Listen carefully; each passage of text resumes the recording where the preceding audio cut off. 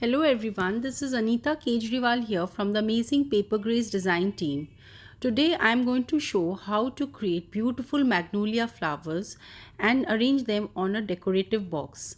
For making my magnolia flowers, I am using this candlewick rosebud die designed by amazing Paper Grace Becca Feakin, and I have already cut my flowers using the flower shaping paper.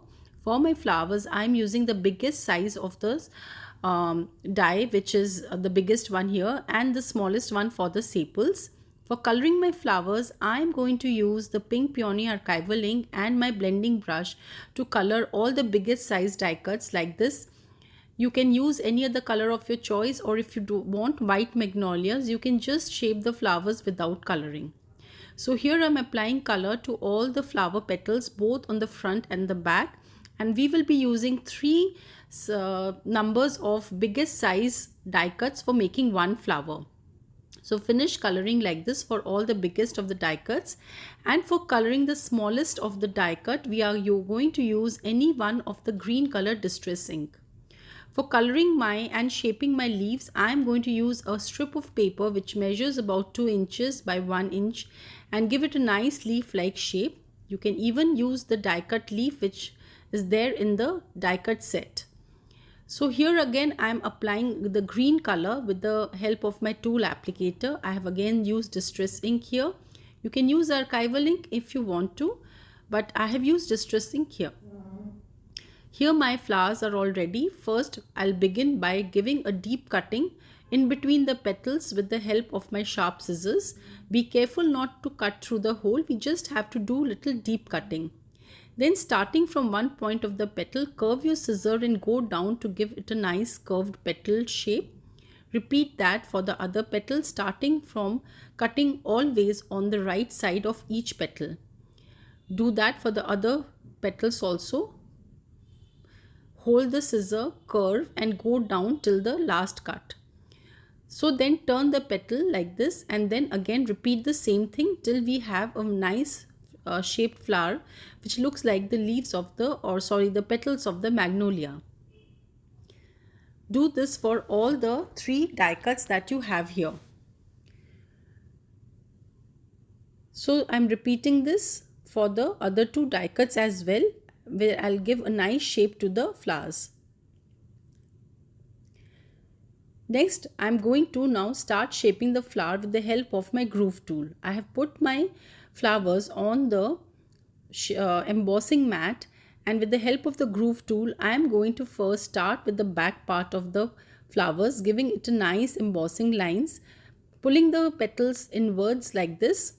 Then turn the flower face up and then give a deep line on both the sides and in the center of the petals like this. Remember, the magnolia flowers do not have lot of lines on the petals, so you need not be very you need not give very deep lines on the petals. Repeat that for all the flower petals like this, like all the 3 die cuts that you see here. Shape them and emboss them in the same manner. And you can even make smaller magnolia flowers using the smaller sized flowers. Now for the sepals, I am going to simply emboss them like this using the smallest size of the die cut, and even for the leaf, the embossing is in the same manner, like drawing lines from the front and the back. So here my flowers are all ready to be embossed, and I will show you how to construct one magnolia flower. I have already made the other flowers, but here I am going to show you one of them. Now the first step after embossing is to separate all the petals. So very carefully separate all the petals with the help of the sharp scissor so that you get individual petals. So here we will be getting 12 petals in all, and we will use 8 or 9 of them. So you will have extra 2 or 3 petals depending upon how you layer your petals. So here I've cut all the petals separately, and I'm going to use this Aleene's fast grab tacky glue, which is one of the best glues for making flowers, as it holds the petals very well, not letting them fall down. Now with the help of the toothpick, I'm going to apply some glue on the flowers like this. So take one petal and start arranging them like this on the sepal like this. Just add some glue at the back, and first layer we have to use 5 of them. So leaving the hole and taking the sepals line as the guide, start applying the glue on the back side of each petal and keeping them on the sepal like this to create a layer of 5 petals. So this is the first layer. Arrange the petals very well so that they look nice and very realistic, and let this layer dry. Wait for 5 to 6 minutes till the petals are nice and secure. Then take the another petal and keep it in between the first 2 petals of the last layer. Press it well so that the petal stands up like this, and hold it for just about 2 to 3 seconds so that it doesn't fall off. And now here you will put 3 of them together like this. So in total we have used 8 petals till now, 5 in the first layer and 3 in the second layer. Don't you think they've already started looking like beautiful magnolia blooms? Now we are going to insert 1 or 2 petals here and there to make a fuller flower. So here I am going to apply some glue on the back of 1 or 2 petals. Just curve it a little and tuck in between some of the areas where you can find some gap.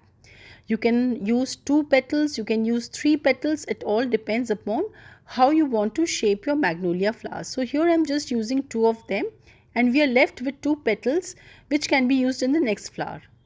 So here my magnolias are all ready, and I am going to now put some stamens inside this. So first we have to let this dry.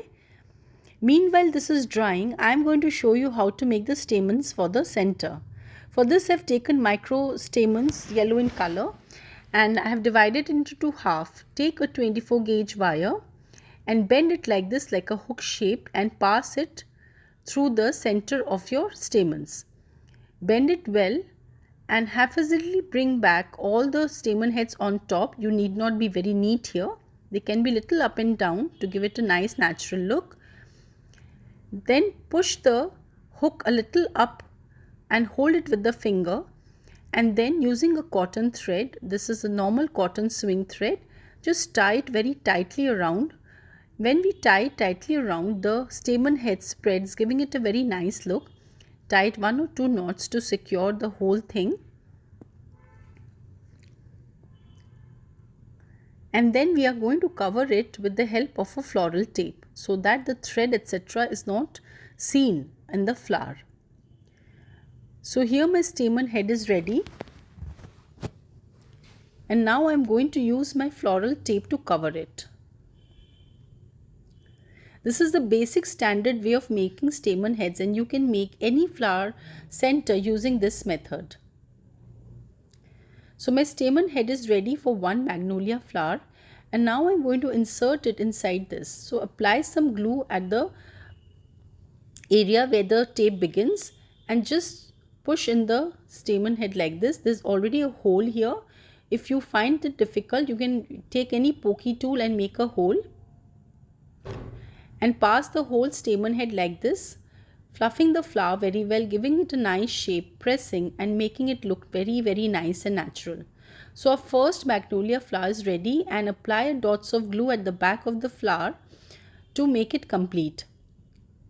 So here my magnolias are ready. You can lower down the lower layer and bring up the upper layer to make it a nice natural looking magnolia flower.